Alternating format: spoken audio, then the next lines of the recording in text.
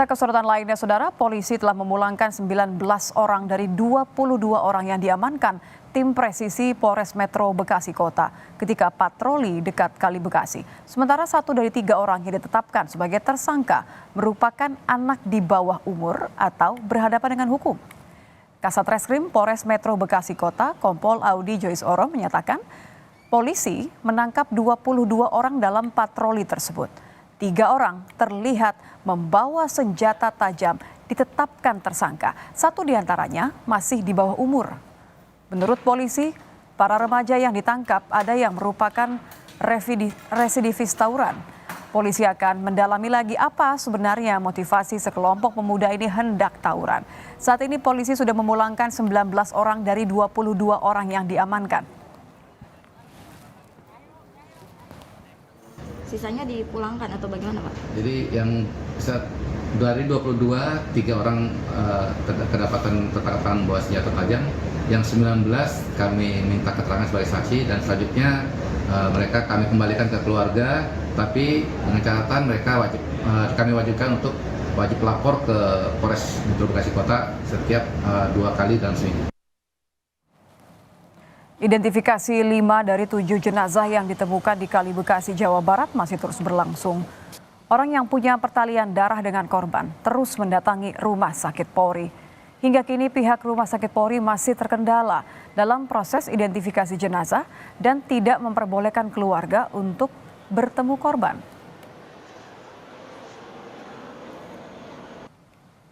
Salah satunya ya dibilang 100% meyakinkan ya tidak, karena kan dari hasil-hasil yang ada di sini, yang diminta di sini semuanya kan sudah diserahkan, tapi secara meyakinkan dari orang tua yang satu ya, yang Rizky Ramadan meyakinkan bahwa itu anaknya. Tapi artinya keluarga inti ini sudah lihat langsung kondisi jenazahnya? Belum, itu yang kita dari awal, dari hari Minggu kita ke sini, Senin ke sini sampai saat ini kita nggak diizinkan, disayangkan nggak bisa.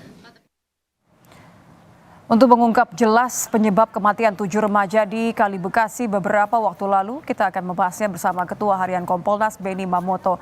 Selamat petang, Pak Beni. Selamat petang. Pak Beni, bagaimana kita seharusnya mendudukkan melihat penanganan kasus 7 remaja yang ditemukan tewas di Kali Bekasi ini? Karena kan polisi mengklaim ini adalah tawuran ya, patroli tawuran. Betul, jadi kita semua nunggu dalam beberapa menit lagi akan ada rilis tentang hasil mengidentifikasi 7 jenazah secara keseluruhan. Nanti hasilnya saya tidak mau mendahului meskipun saya sudah tahu. Nanti akan dirilis bagaimana hasil identifikasi itu. Dan ketika identifikasi dilakukan dengan pendekatan DNA, maka akurasinya bisa dipertanggungjawabkan. Itu dulu masalah 7 jenazah ya.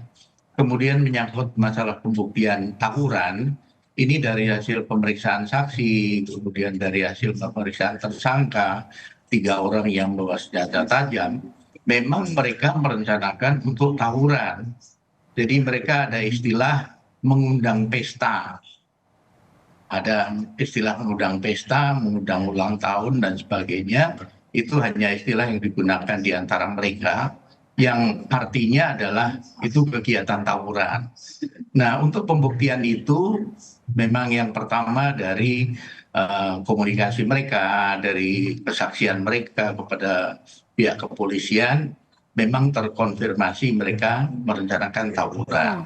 Di samping itu, Polres Bekasi sudah punya data kelompok-kelompok yang aktif melakukan tawuran, kemudian lokasinya di mana, dalam arti asal-usul dari mereka itu dari mana. Nah, ini semua sudah dipetakan, sehingga nanti polisi bisa melakukan langkah-langkah pencegahan. Nah, pengungkapan kasus ini pun itu dari hasil patroli cyber. Ditemukan komunikasi mereka yang sedang live mengundang mereka untuk mengajak tawuran. Nah, setelah menemukan hasil patroli cyber itulah, maka patroli presisi data. Oke, prosedur ini kan tidak hanya melihat, memetakan ya Pak ya, ini siapa, berapa orang, apa kemudian aktivitas mereka, bagaimana penanganannya. Tapi kalau Anda lihat dari kemudian mereka ada 7 orang yang sampai menceburkan diri, seperti apa Anda melihat penanganan dari tim patroli ini sampai ada kemudian remaja yang lari dan menceburkan diri? Iya, untuk itu kita perlu melihat secara utuh bahwa setelah mereka lari itu ditemukanlah sisa miras yang mereka konsumsi. Dan dari keterangan mereka sendiri menyampaikan bahwa mereka mengonsumsi miras. Itulah salah satu faktor yang membuat orang-orang yang mengonsumsi miras ini kemudian ada istilah parno ya. Artinya takut berlebihan atau berani berlebihan melawan petugas ataupun kemudian baru dengar patroli datang aja langsung kabur. Nah di tengah kegelapan mereka lari, ada yang lari ke gang dan sebagian ada lari ke belakang bangunan itu. Yang di belakang bangunan itulah kemudian ada sungai. Nah ketika gelap, tidak tahu, panik dalam kondisi mengonsumsi narkoba, maka apapun bisa terjadi. Dia mungkin lihat jalan curam pun dia lalui karena ketakutan yang berlebihan tersebut. Nah justru keterangan saksi yang kemarin sempat kami interview, mereka ada yang ditolong justru oleh patroli, bisa diselamatkan ketika dia tidak mampu untuk menyeberang. Nah inilah Jadi dari sudah ada testimoni mereka itulah yang nanti sudah ada mungkin informasi kalau mereka publik bisa mengonsumsi mencermati. miras ya Pak ya? Maaf saya potong. Dari hasil otopsi 7 orang ini, karena Anda tadi menggunakan kalimat bahwa kemungkinan mereka ini dalam kondisi mabuk. Sudah ada keterangan otopsinya, analisanya? Ya, yang pertama tentunya berangkat dari keterangan para saksi. Ini sudah, dan ketika kami interview pun menyatakan demikian. Ini nanti akan dikonfirmasi ketika hasil otopsi itu selesai. Saya nggak tahu apakah mau diumumkan sore ini, apakah hanya identifikasi 7 jenazah atau berikut hasil otopsi. Ketika nanti hasil otopsi tentunya juga berikut isi perut, ya kan, isi lambung. Nah disitulah kalau dia mengonsumsi minuman keras itu tentunya masih bisa terdeteksi, Ya, akan terungkap kecuali kalau artinya ya. sudah bercampur dengan lumpur dan air ya. Berarti kan pertanyaan terakhirnya kan mengenai prosedur ya Pak ya. Ada temuan dari Kompolnas sejauh mana apakah memang prosedur yang dilakukan oleh tim patroli ini mulai dari pemetaan sampai penanganan di lokasi sudah sesuai dengan asesmennya?